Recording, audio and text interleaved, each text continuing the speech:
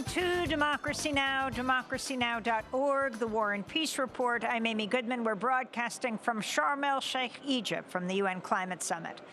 The Republican Party has won control of the House of Representatives, despite a stronger-than-expected showing by Democrats in the midterm elections. After more than a week of vote counting and with 6 races still too close to call, Republicans Wednesday captured their 218th House seat, just enough for a narrow majority.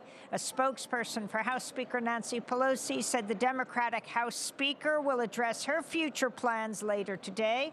Meanwhile, Republican Senator Mitch McConnell has beaten back a challenge from Florida Senator Rick Scott and was re-elected Senate Minority Leader on Wednesday.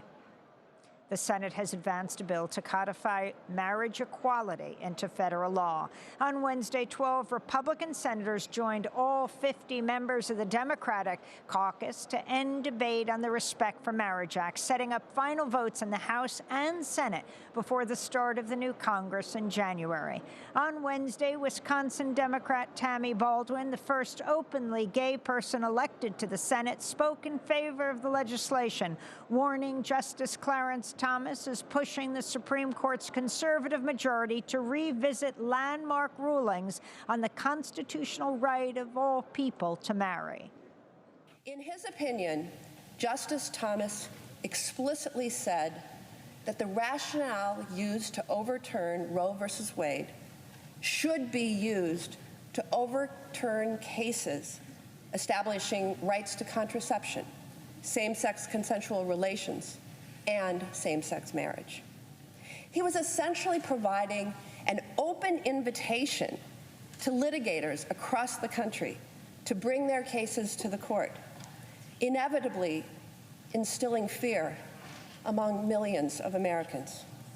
The Supreme Court should not be in a position to undermine the stability of families with a stroke of the pen. In Iran, women and youth-led protests continue 2 months after the death of 22-year-old Mahsa Amini while in police custody. Crackdowns on the mobilizations are also intensifying. On Tuesday, police opened fire on protesters inside a metro station in Tehran. In other parts of Iran, as many as 15 people were killed Wednesday night. Some of the deaths were attributed to gunmen on motorcycles.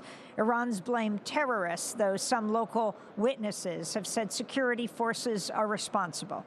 Demonstrators this week are commemorating 2019's Bloody November, when hundreds were killed during popular protests spurred by rising fuel prices. In major cities across Iran, crowds called for an end to clerical rule and the removal of the supreme leader, Ayatollah Ali Khamenei. Meanwhile, Iran has sentenced at least 5 people to death in connection with the protests. Amnesty International condemned the, quote, chilling use of the death penalty to further brutally quell the popular uprising, unquote. A human rights group says security forces have killed at least 348 people over the past 2 months of protests. Nearly 16,000 have been arrested. Russian missiles rained down on several parts of Ukraine overnight, including the capital, Kyiv. At least 4 civilians were reportedly killed in Zaporizhia, and many more were injured in Russian strikes on Kharkiv, Dnipro, and Odessa. Ukrainian officials say Russia is continuing to target civilian infrastructure, disrupting supplies of water, electricity, and heat for millions of people as temperatures fall below freezing. The latest Russian attacks came as Ukrainian, Turkish, and United Nations officials agreed to a 120-day extension of a deal to protect ships carrying grain exports out of Ukraine's Black Sea ports.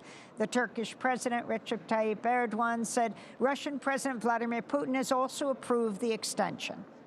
Meanwhile, top Polish officials have blamed Russia for the deaths of 2 people near Poland's border with Ukraine after an air defense missile apparently fired by Ukraine fell onto their village Tuesday evening. Poland's ambassador to the UN addressed the Security Council Wednesday. Those innocent people would not have been killed if there had been no Russian war against Ukraine. Their only fault was the fact that they lived close to the civilian infrastructure on the Ukrainian side of the border that Russia keeps attacking as military targets. Here in Egypt, Ian Fry, the UN Special Rapporteur on the promotion and protection of human rights in the context of climate change, has met with Sanaa Seif, the sister of the imprisoned Egyptian writer and activist Abdaal Fattahs. After the meeting, Fry said Seif had expressed concern about possible reprisals after the COP was over. Meanwhile, Alaa's family is outside the Wadi al-Natrun prison today for their scheduled monthly visit. At the time of this broadcast, they were still waiting outside to be let in. It'll be the first time they see Alaa since October. He was on hunger strike for over 7 months. We'll keep you updated. Back in the United States, a federal judge has given the Biden administration a 5-week transition period to end the Trump-era Title 42 pandemic policy, which has expelled over 2 million migrants at the U.S.-Mexico border without due process since 2020. Judge Emmett Sullivan had blocked the policy Tuesday, calling it arbitrary and capricious, but agreed on Wednesday to give the Biden administration until December 21st to end the program. A Senate investigation has confirmed immigrants who were held at the Irwin County Detention Center in Georgia endured excessive and unnecessary gynecological procedures, largely without their consent, and said Immigration and Customs Enforcement ignored the abuses for years. The investigation was in response to dozens of disturbing reports from women detained at Irwin who were subjected to forced hysterectomies by Dr. Mahendra Amin, a local doctor known as the uterus collector, from 2017 to 2020. Amin was subpoenaed but invoked his Fifth Amendment right not to testify. He has not been criminally charged and continues to practice medicine in rural Georgia. On Wednesday, Georgia Democratic Senator John Ossoff grilled Stuart Smith, the ICE official in charge of medical care, over how his agency failed to stop the abuses. What would you say to the women who went through this? Oh, it's disheartening. It's disheartening. And it's very disturbing. It's very disturbing, and we, any responsibility that we have, we take very seriously. We want to fix this system so it doesn't happen again. Dr. Smith, you have full responsibility. We've established that. And this is worse than disheartening. In more immigration news, over 24 asylum seekers arrived in Philadelphia Wednesday on a bus sent by Texas Republican Governor Greg Abbott. A 10-year-old girl was immediately taken to the hospital with dehydration and high fever. After the arduous journey, immigrant justice advocates in Philadelphia welcomed the asylum seekers with coats, blankets, food, and other resources, and will provide temporary shelter. The families came from Colombia, Cuba, and the Dominican Republic. Advocates report they were often given false information to lure them onto the buses from Texas and other Republican-led states. In California, the long-serving Democratic Congressmember Karen Bass has become the first woman to be elected mayor of Los Angeles. Bass beat back real estate mogul Rick Caruso, who spent over $100 million of his own fortune on his losing campaign. Among other issues, Bass has promised to address the housing crisis in LA, where some 70,000 people go unhoused every day. Bass, who will be just the second black mayor of Los Angeles, will also have to contend with the racism crisis at LA City Council, unleashed by the leak of an audio recording in which 3 members made racist remarks about black and indigenous people.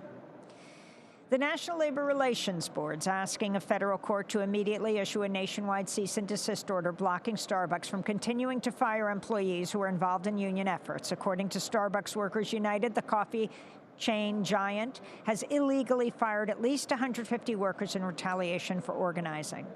And the longtime water protector, Joy Braun, died Sunday at her home in Eagle Butte, South Dakota. She was just 53 years old.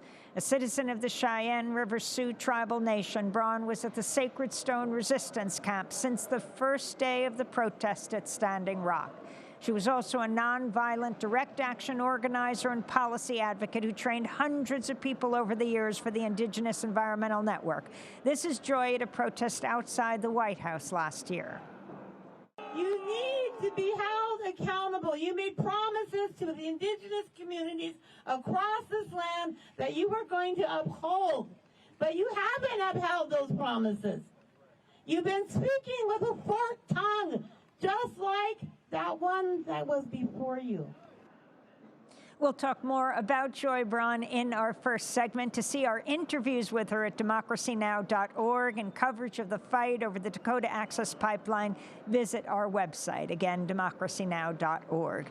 Coming up, we'll speak with two people who knew her well, who are here continuing the struggle at the UN Climate Summit. Stay with us.